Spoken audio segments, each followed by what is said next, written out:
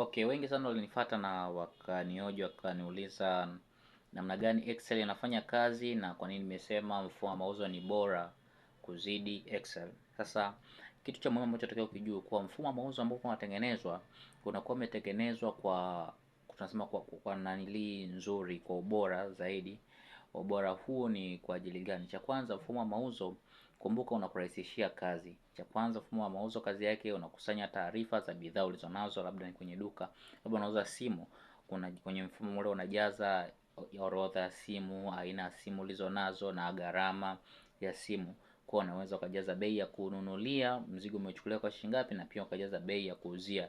Hii inakusaidia kuja kupata profit, kuona namna gani unapata faida katika kila product unayouza. Kwa mfano umenunua si milioni moja, lakini unakuja kuuza milioni moja na nusu. Kwa hiyo utaandika pale bei ya kuuzia ni milioni moja na nusu, lakini bei iliyonunuliwa ni milioni moja. So mfumo una reject kuwa faida iliyopatikana ni shilingi ngapi, ni 500,000.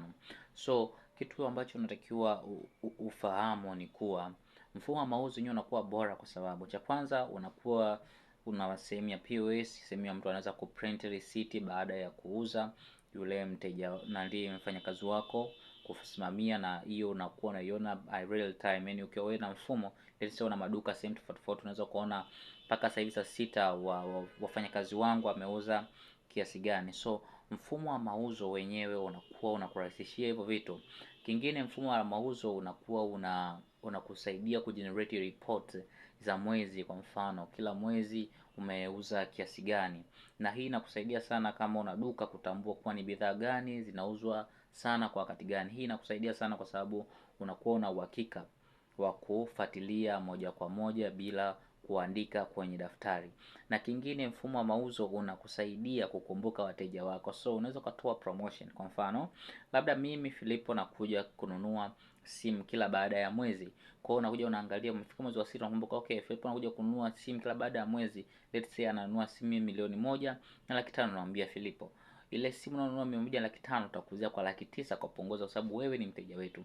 Because mfumo una contain taarifa za mteja akija, namba za simu, majina. So inamsaidia mteja kuwa na tunasema inaongeza ile customer care ya mteja.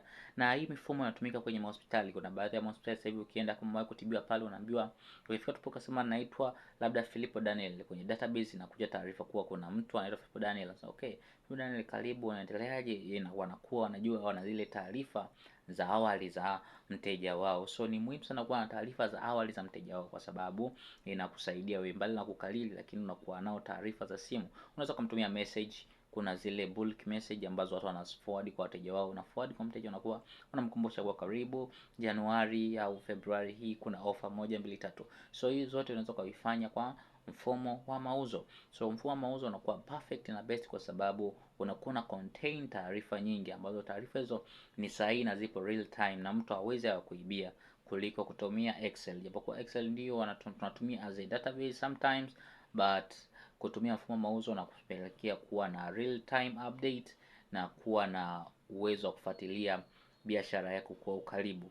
Na mfumo wa mauzo unaweza kuwa na wewe ni manager, admin, lakini ukagawa kama una branch, unafungua branch, matawi katika ule mfumo. Kwa hiyo unakuwa na access, unajua kabisa branch hili limeuza kiasi fulani, branch hii imeuza kiasi fulani. Yani haina haja ya mtu kufunga hesabu na kuandika kwenye daftari na kuletea. Yani mtu akifunga hesabu, kuna sehemu ya kufunga hesabu, unaona kabisa mtu fulani kafunga hesabu ilikuwa ni muda fulani. So una uwezo wa kumanage hata mfanyakazi wao kuwa kwa nini jana ulifunga saa 5 lakini leo umefunga saa 2, kwa sababu unakuwa unaona pale update.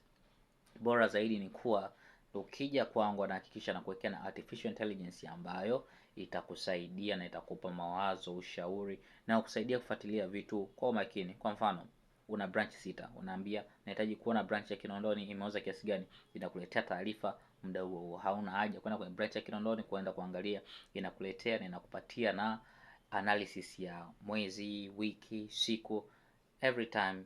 Everything inakuwa possible when you have AI.